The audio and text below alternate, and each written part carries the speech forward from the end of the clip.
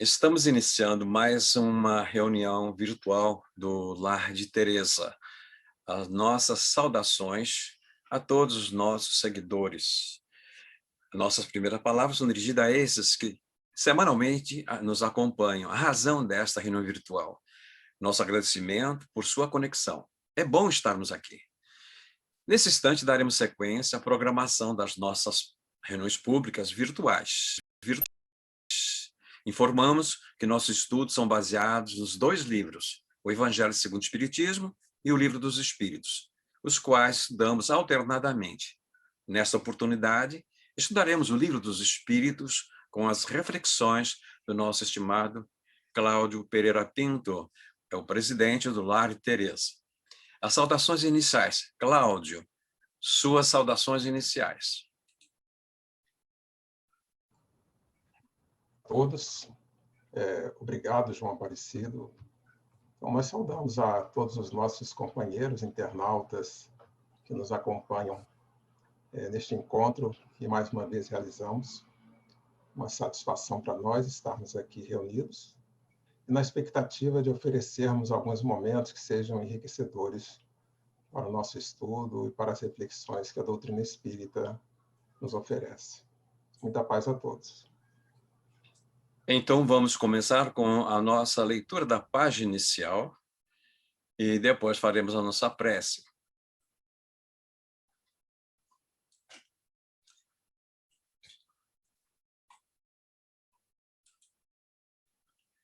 Oração da criança.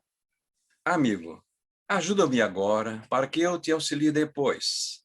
Não me relegues ao esquecimento, nem me condenes à ignorância ou à crueldade. Venha ao encontro de tua aspiração, do teu convívio, tua obra. Em tua companhia, estou na condição da argila nas mãos do oleiro.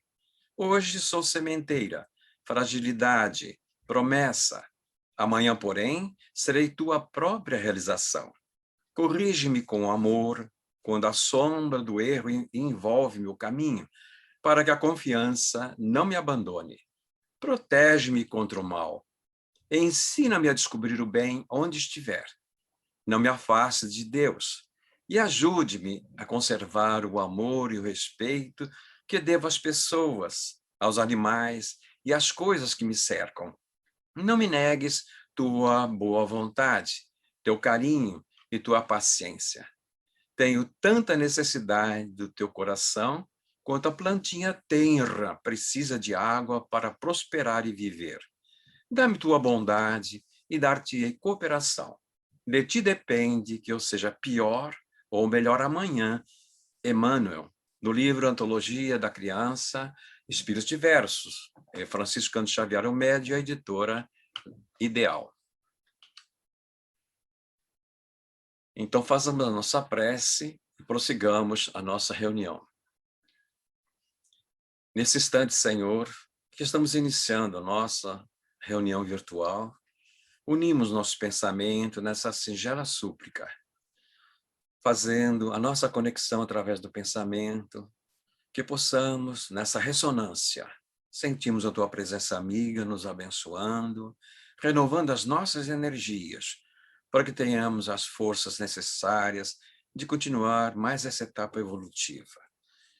E que possamos, nesse instante, também envolver o nosso Cláudio, o intérprete da mensagem desta noite, para que ele possa estabelecer essa sintonia com os mentores espirituais, fluindo através da sua voz a mensagem que estamos todos carecendo.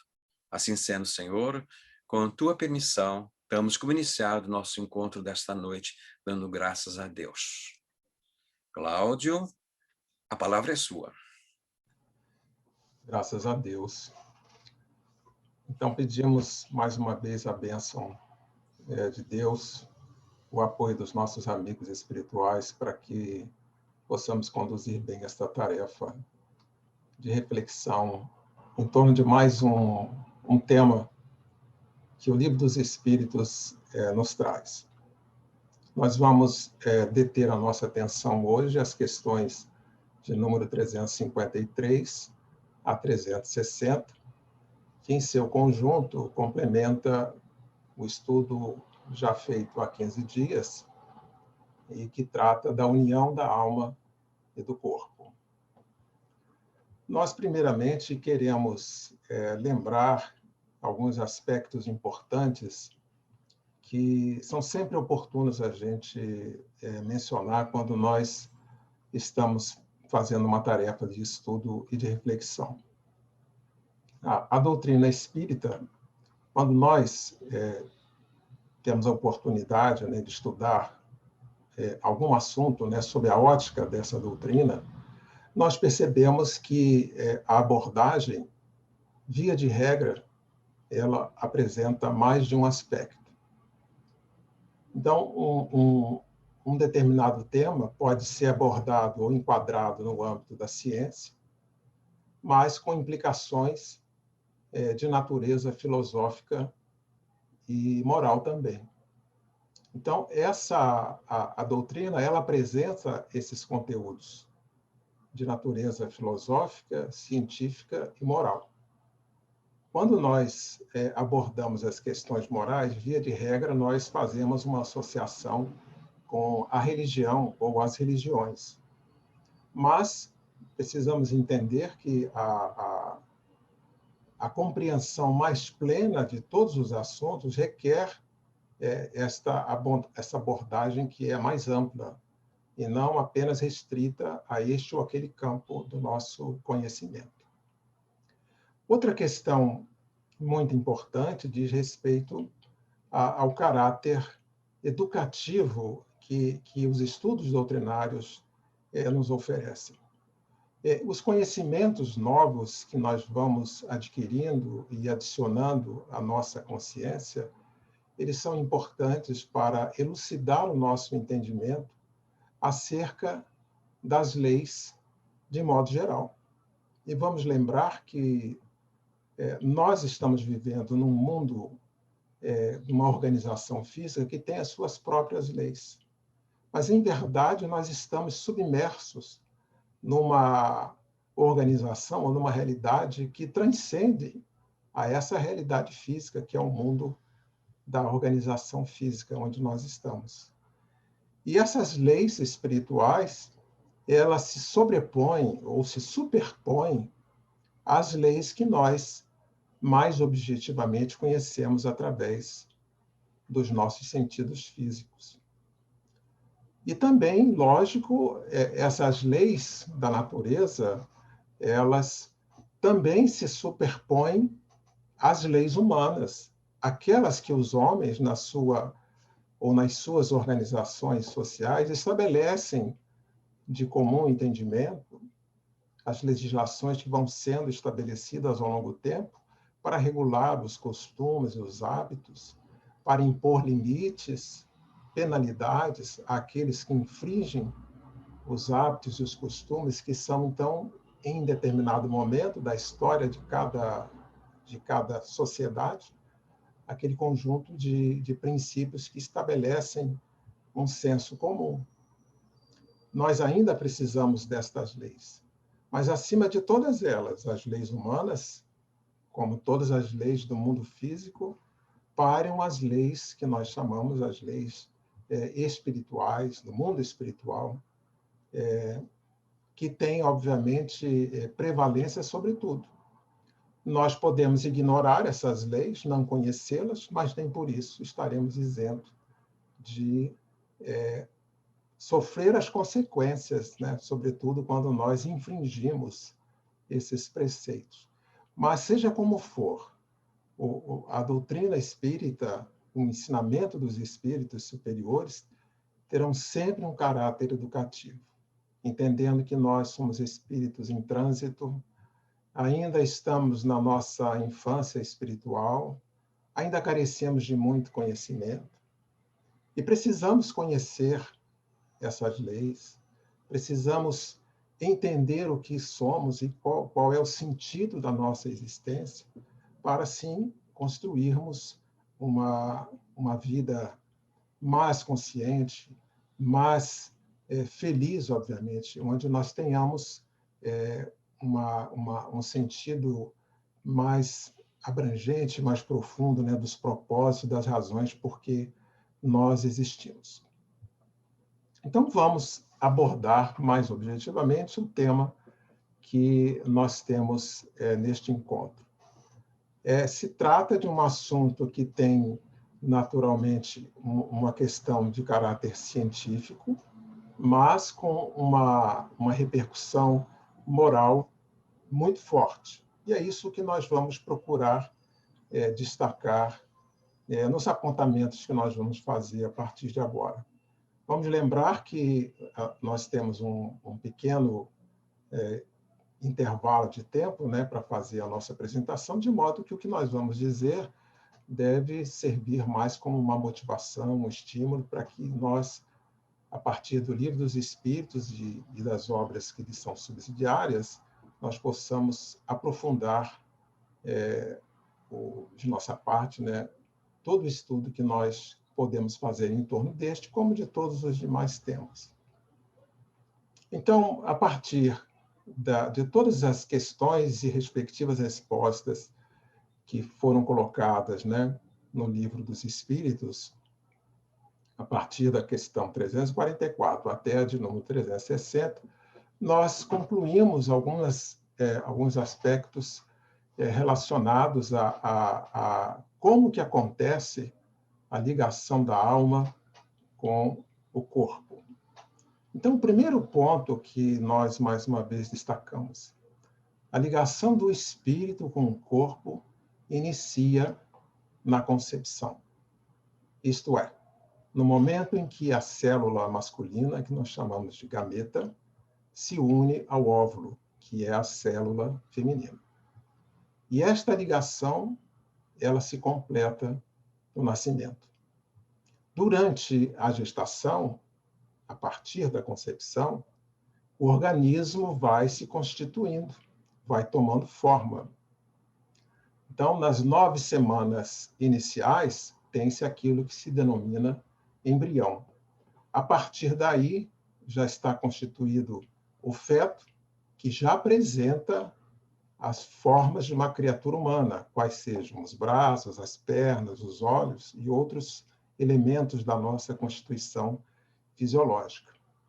A partir do 6º mês, a criança, ou feto, já está praticamente definido e ocorre, então, até ao final da gestação, completando, em geral, 40 semanas, acontece, então, o amadurecimento, né, o crescimento final da criança que está por nascer.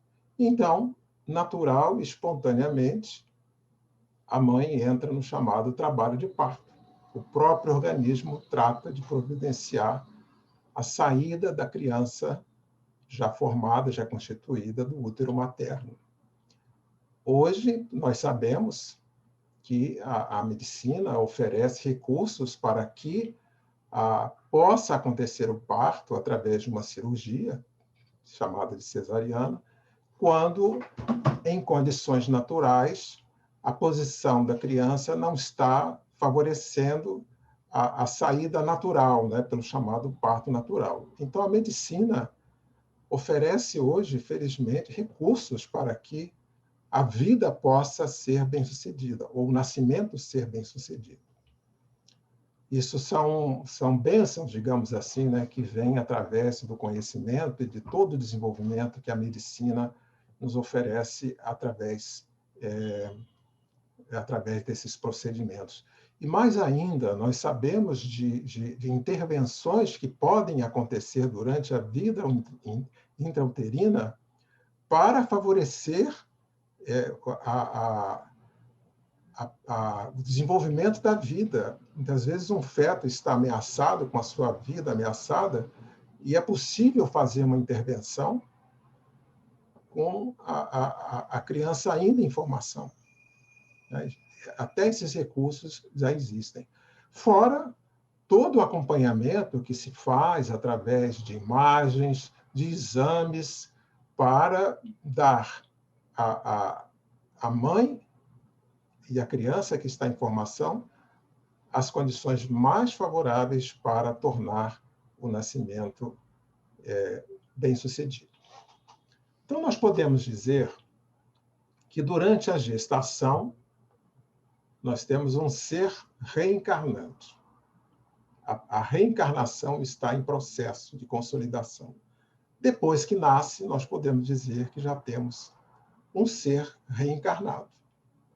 Embora, segundo também nós sabemos através das revelações dos espíritos, o processo de reencarnação ele se completa ao cabo de vários anos, né? Quando, então, o espírito vai assumindo, né, a sua identificação, a sua personalidade, e essa ligação definitiva, né, assim, do espírito à vida corpórea, ela se estabelece ao cabo de vários anos, e não exatamente naquele momento em que ele nasce. É muito importante que nós lembremos aqueles que são assim, uns apontamentos básicos, né? Aqueles entendimentos que são muito importantes para nós compreendermos esse processo da ligação da alma com o corpo. No entendimento que nós aprendemos no estudo da doutrina espírita, o ser humano é constituído de uma trindade, qual seja o corpo físico, que é o ser biológico, constituído, né, de matéria, o espírito, que é a individualidade pensante, ela é extracorpórea, tem uma natureza que nós ainda não temos capacidade ou condições de compreender, mas é no espírito que está a sede do pensamento, dos sentimentos, é o chamado ser pensante, ou individualidade, né, inteligente. E perispírito, que é também sinônimo, né, corpo espiritual ou psicossoma, que é o elemento intermediário entre o espírito e o corpo físico. O perispírito, nós sabemos, é também constituído de matéria, como é o nosso corpo físico, diferentemente do espírito, que é uma realidade não material. Mas o perispírito, ele, embora matéria, ele é constituído de uma substância ou de substâncias sutis, um outro estado vibratório, que, via de regra, não é percebido pelos nossos sentidos físicos. Esta matéria mais sutil, né, comparada à matéria que nós estamos acostumados, ela é muito importante, porque é o campo vibratório que sustenta essa ligação do espírito com o corpo. E é também essa organização que imprime ao corpo físico a modelagem que se desenvolve no campo biológico. Então, o estudo do perispírito, a compreensão desta realidade, né, dessa trindade do que somos, é muito importante para nós compreendermos esse processo da ligação do espírito, do ser pensante com o corpo. Essa ligação, portanto, acontece a partir da concepção e não, conforme alguns podem imaginar, a partir do momento em que a criança sai do útero. Esta ligação antecede, ou seja, ela ocorre a partir do momento da união das células masculina e feminina. Esse é o primeiro ponto que a gente destaca. Então, a partir desse ponto, estabelece-se uma ligação fluídica, um cordão fluídico entre o perispírito e o corpo físico, que começa a se desenvolver e a se organizar. Então, é um alimento, né, que vitaliza e que vai transmitindo magneticamente a realidade daquele espírito. E essa ligação também, ela estabelece um vínculo, impedindo, lógico, que este corpo possa ser ocupado ou ligado a outro espírito. Então, a partir da concepção, esta ligação se estabelece e aquele corpo passa a ser, digamos assim, exclusivo daquela entidade espiritual. Quando essa ligação acontece, o perispírito, naturalmente, que sofre uma transformação. ele sofre uma retração. Ele perde, inclusive, algumas características que já lhe são comuns na vida espiritual, no ambiente espiritual onde ele estava até o momento de iniciar a sua reencarnação. Este decaimento vibratório do perispírito é necessário, primeiro, para que ele se adapte a um ser biológico que começa a se desenvolver, né, a partir de uma multiplicação celular. Mas também porque o espírito ele tem também um retraimento das suas faculdades. Então, é como se ele entrasse num entorpecimento, né, numa fase de entorpecimento, em que ele se desliga da realidade espiritual e começa, né, entra num estado assim de inconsciência, mas fortemente ligado ao corpo que está em formação e transmitindo a este, né, todo o magnetismo e toda a orientação para sustentação e constituição de um corpo que vai se desenvolver não apenas obedecendo aos princípios hereditários, né, a genética que é transmitida pelas células masculina e feminina, né, na sua combinação, mas também por particularidades que dizem respeito ao próprio espírito, ou aquela entidade em particular que está neste processo de ligação. Por todas essas razões, então, nós podemos concluir a enorme importância que nós temos que dar a este ser reencarnante. A exemplo do que nós estávamos, né, na leitura inicial que foi feita pelo João, aquela súplica, né, que o Espírito faz para os seus pais, né, nesta fase de preparação, para que ele seja recebido com todo respeito, com todo carinho, todo cuidado.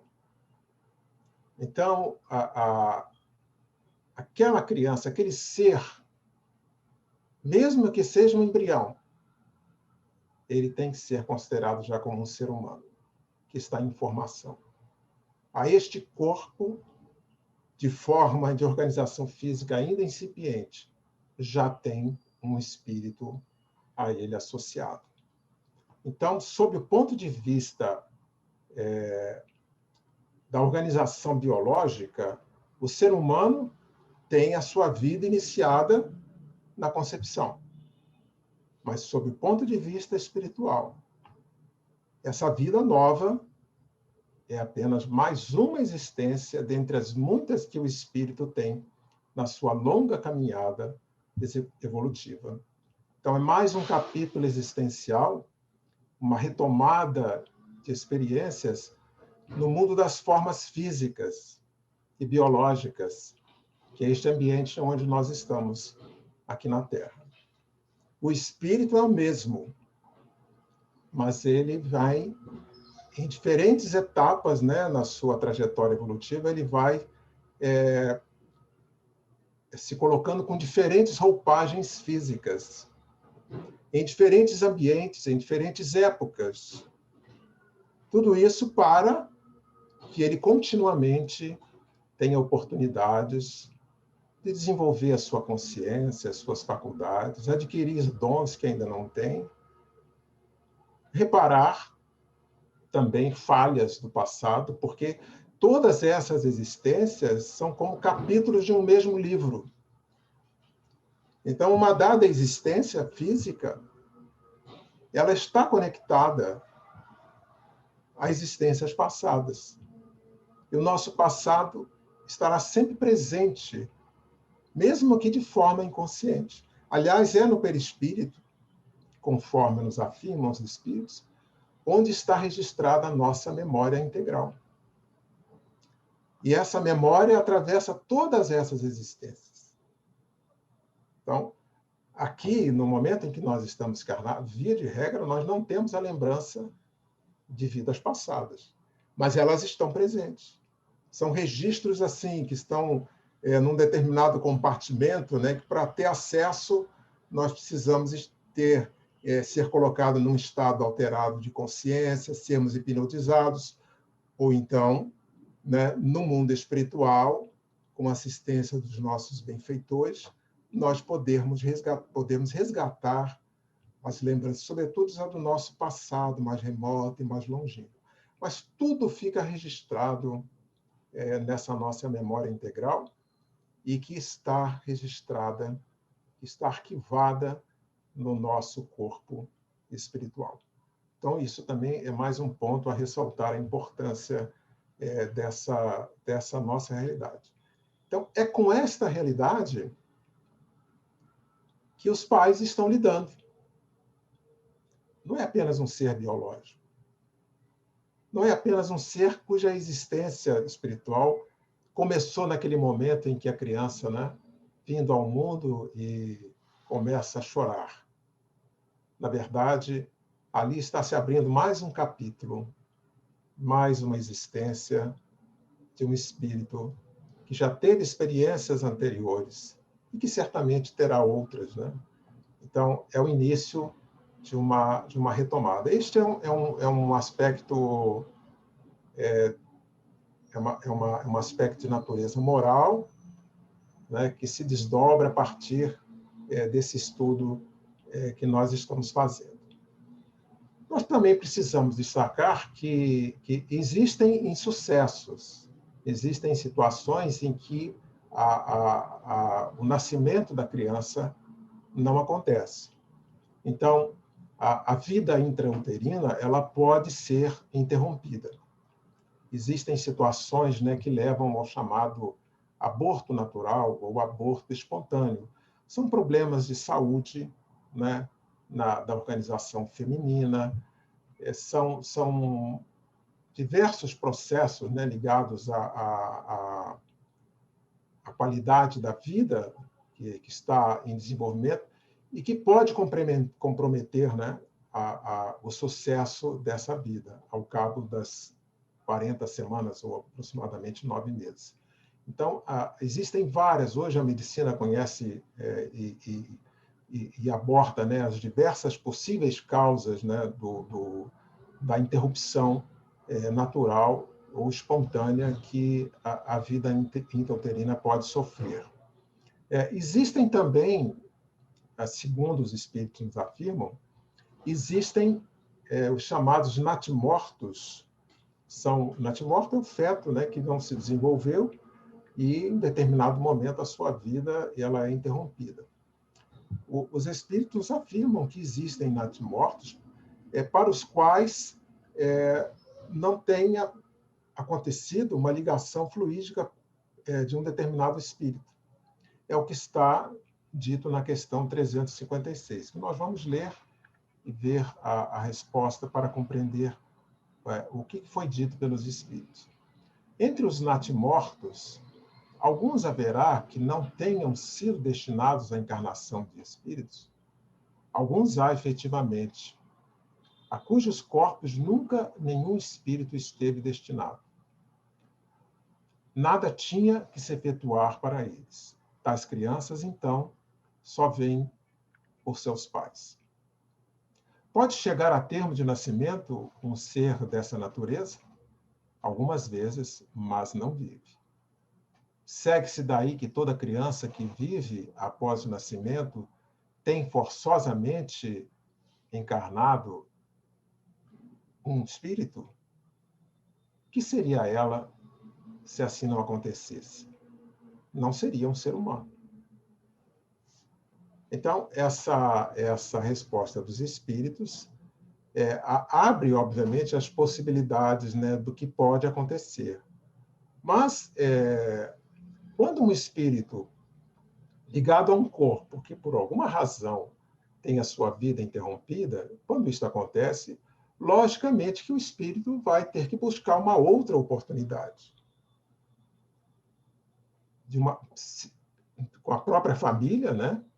Com os próprios pais que lhe ofereceram aquela oportunidade, ou em outra família, a depender das circunstâncias.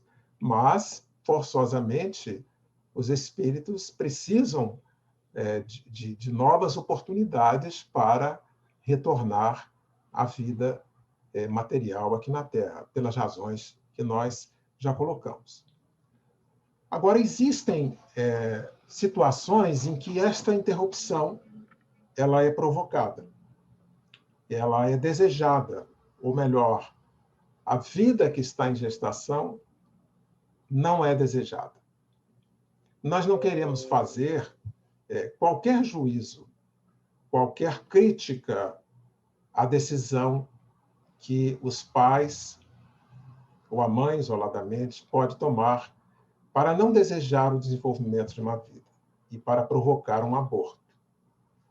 Não cabe a nós fazer, neste momento, nesta reflexão que aqui estamos, né, qualquer crítica, porque nós não conhecemos, no fundo, as razões que levam uma pessoa a não desejar ter um filho, né, a não permitir que aquela vida seja bem-sucedida e chegue ao seu termo. Nós não podemos fazer qualquer julgamento. O que nós queremos fazer é trazer a questão, sob a ótica da doutrina espírita, para que a gente possa amadurecer e refletir, e tomar decisões que sejam afins com as leis da natureza e que nos proporcionem a alegria, a felicidade e o bem-estar. Porque quando uma pessoa toma uma decisão de interromper uma vida, voluntariamente, isto representa, no dizer dos espíritos, uma infração às leis naturais. Como toda infração, ela vai gerar consequências. O que isto pode gerar são abordagens mais complexas, mas algum tipo de reparação, algum tipo de sofrimento, isso vai trazer pelas pessoas responsáveis. Inclusive os profissionais, que podem estar envolvidos, né, e que aceitam a solicitação que lhe é feita para abortar aquela vida. Esses profissionais também, eles também têm algum nível de comprometimento, né? Mais dia, menos dia, a consciência dessas pessoas, elas certamente que vão se modificar. Elas haverão de compreender e forçosamente vão ter que recapitular experiências, vão sofrer as consequências dessas decisões. Mas nós não podemos, né, não desejamos fazer qualquer condenação ou crítica, porque este é um tema muito delicado, né, que envolve questões muito graves, de muita intimidade, particularmente por parte das mães, que são o canal pelo qual a vida é gestada, né? É no útero feminino, é no organismo da mãe que a vida se desenvolve, se corporifica. Vamos lembrar que no Brasil existem disposições legais com relação à realização do aborto, né? Inclusive, os próprios espíritos colocam, né, uma dessas situações que é contemplada na nossa lei. No caso em que a vida da mãe está em risco, é permitido, é facultado, então, que se faça o aborto. É a questão exatamente 359. Dado o caso em que o nascimento da criança pusesse em perigo a vida da mãe, haveria crime em sacrificar-se a primeira para salvar a segunda? E a resposta: preferível é se sacrifique o ser que ainda não existe a sacrificar-se o que já existe. Aqui já existe no sentido de uma vida já desenvolvida, estabelecida. A vida intrauterina existe, mas ela ainda, o ser ainda não se completou, né? A ligação e a existência ainda não está corporificada. Então, nestes casos, se justifica a realização, né, dessa interrupção de forma voluntária. E isso, inclusive, conforme nós dissemos, está consoante a lei aqui que vige aqui no Brasil, né, onde nós estamos. Então, ao abordarmos, né, esta questão particular, né, da interrupção da vida, nós queremos, mais uma vez, chamar atenção para o aspecto que nós estamos querendo destacar a importância da vida, do que ela significa. Né? Não é apenas a vida biológica, eu acho que isso está muito claro neste ponto da nossa reflexão. Nós vamos sugerir, para finalizarmos a nossa exposição, vamos sugerir uma leitura e um estudo que todos podemos fazer de uma das obras do Espírito André Luiz, em psicografia por Francisco Cândido Xavier. É o livro Missionários da Luz, que apresenta, no capítulo 13, um estudo bastante detalhado de um caso típico, ou digamos assim, que podemos tomar como referência do processo reencarnatório. O próprio instrutor de André Luiz, que é o Alexandre, ele faz questão de destacar. Cada caso, cada processo reencarnatório, ele tem as suas particularidades. Nós podemos tomar este caso narrado por André Luiz como referência, mas cada caso tem a sua particularidade. Neste em particular, nós vamos observar, assim, numerosos detalhes. Todo um processo de preparação do espírito, né, que antecede a aproximação dessa entidade na família, na sua futura família. A programação espiritual, os objetivos da sua futura encarnação, as dificuldades, os favores, facilidades que esse espírito terá na sua nova organização física. Tudo isto é antecipadamente pensado, programado e definido em concordância, no caso, com a entidade que aceita aquela programação de provas, de experiências difíceis porque vai ter que passar. Mas o espírito, no exercício do seu livre-arbítrio, aceita aquelas situações que lhe são propostas para, pensando, né, no seu bem-estar futuro. Posteriormente, vem todo o trabalho de aproximação desse espírito com a família, e aqui tem uma particularidade que a gente vai destacar. O espírito reencarnante, chamado, né, na obra de André Luiz de Segismundo, ele tem um antagonismo com o seu futuro pai. Eram espíritos adversários, porque um havia, né, cometido um crime com o outro, né? Então, havia uma rejeição, uma antipatia entre essas almas. E isso não poderia permanecer naquele momento da reencarnação do Segismundo. Então, há um trabalho de aproximação. O pai do Segismundo, né, o futuro pai dele, chamava-se Adelino, ele é desdobrado durante o sono, e é feito, então, um encontro, é promovido um encontro entre eles, né, convidando-os para que eles se conciliassem, para que aquela situação, né, fosse aceita. E, desta forma, o Adelino retirasse da sua mente, né, todos os sentimentos de raiva, de ódio, de não querer estar com aquele espírito. E isso era muito importante para poder favorecer um ambiente de envolvimento daquele espírito com a família. Há uma série de outros pormenores que o André Luiz apresenta, né?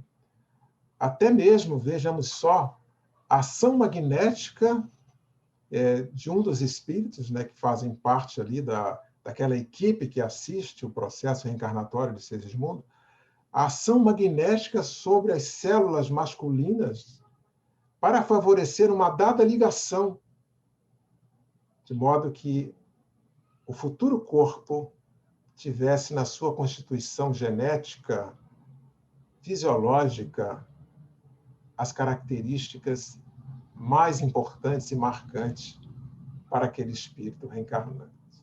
São muitos detalhes, muitos aspectos importantíssimos, né, que nos trazem, então, essa percepção de como é valiosa esse processo, né, do retorno do espírito à vida corporal.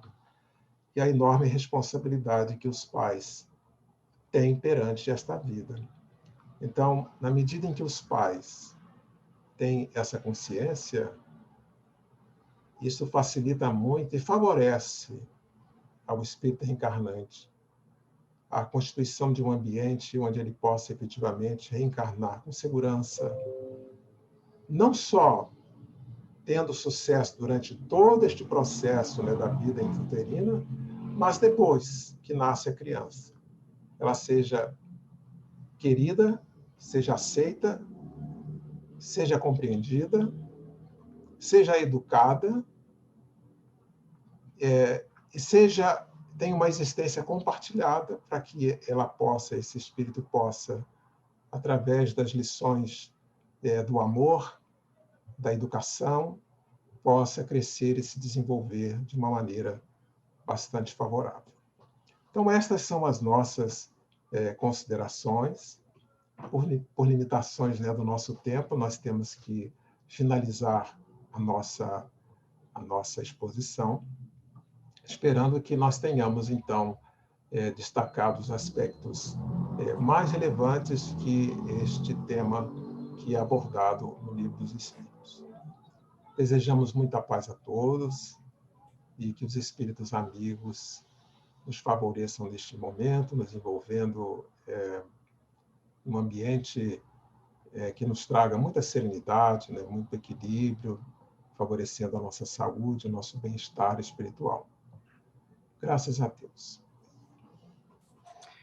Então, chegando ao término de nossa reunião, queremos agradecer primeiro ao nosso Cláudio pela sua disponibilidade carinhosa, atendendo ao nosso convite, mais uma vez brindando-nos com a sua consistente e oportuna exposição, mais aumentando a nossa responsabilidade na ótica de André Luiz, os autores espirituais, como co-criadores da obra divina. Agradecemos a todos que nos honraram com a atenção até agora e convidamos para a nossa próxima segunda-feira, às 19 horas. Estaremos estudando o Evangelho segundo o Espiritismo e o tema é Não Creais em Todos os Espíritos. A expositora é a Mariana Lutherbach. Então, façamos a nossa prece de encerramento com o objetivo, realmente, de agradecer pela oportunidade de estarmos conectados e nos beneficiarmos pela mensagem, pelas bênçãos dos nossos protetores espirituais. Assim, Senhor, ao término de mais esse encontro, embora virtualmente, nossos pensamentos estão conectados, lembrando-nos que dissestes, onde houvessem 2 ou mais pessoas reunidas em teu nome, que aí estaria. Permanecemos reunidos, Senhor, e bafejados pela mensagem desta noite e pelos eflúvios da proteção espiritual de todos os mensageiros que nos acompanharam em mais essa jornada. Então, a nossa gratidão pelo muito que recebemos e que possamos sentir as nossas energias reforçadas para continuar na nossa luta de autossuperação.